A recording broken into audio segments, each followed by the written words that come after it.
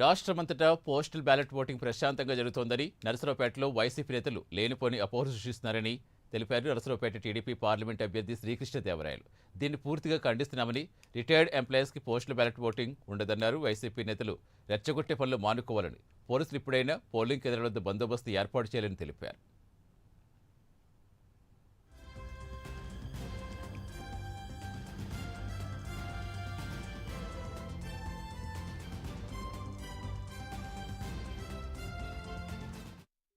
చెప్తా ఉన్నారో ప్రెస్ ముందుకు వచ్చి ఒక రిటైర్డ్ ఎంప్లాయీని ఆర్మీ ఆఫీసర్ వచ్చి ఓటేసుకుంటా ఉంటే అడ్డగించారు.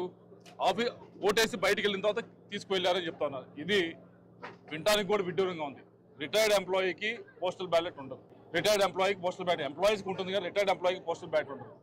అటువంటి రిటైర్డ్ ఎంప్లాయీ ఎందుకు వస్తాడు, ఓటు ఎందుకు వేసుకుంటాడు, బయటకు ఎందుకు వెళ్తాడు? సరే, ఓటు వేసిన తర్వాత ఎవరైనా కారెక్కించుకొని వెళ్తారా? నిజంగా అలాంటి పరిస్థితి ఉంటే ఇది చాలా విడ్డూరంగా ఉంది. చెప్పేవన్నీ కూడా చాలా దారుణంగా మాట్లాడుతూ ఉన్నారు. దయచేసి ఈరోజు పోస్టల్ బ్యాలెట్స్ అన్నీ కూడా మాకు తెలుసు, మాకు అర్థమవుతా ఉంది. నిన్న వాళ్ళ దగ్గర నుంచి రెస్పాన్స్ చూస్తుంటే పూర్తిగా తెలుగుదేశం పార్టీకి అనుకూలంగా జరుగుతూ ఉన్నాయి. అనుకూలంగా జరుగుతున్న పోస్టల్ బ్యాలెట్ ఓటింగ్ని ఏదో విధంగా అడ్డుకోవాలి, దాన్ని స్లో డౌన్ చేయాలి. ఎవరైతే ఎంప్లాయీస్ వస్తూ ఉన్నారో వారిని ఓటేయకుండా ఆపాలని చెప్పి ప్రయత్నిస్తూ ఉన్నారు. దయచేసి ఎంప్లాయీస్ అందరూ కూడా మీరందరూ కూడా గమనించాలి. ఇదంతా కూడా గమనించి దయచేసి మీరు ముందుకు వచ్చి ఓటు వేయాలని చెప్పి మేము అందరూ కోరుతా ఉన్నాం. మీ ఓటు హక్కును వినియోగించుకోవాలని మేము కోరుతా ఉన్నాం.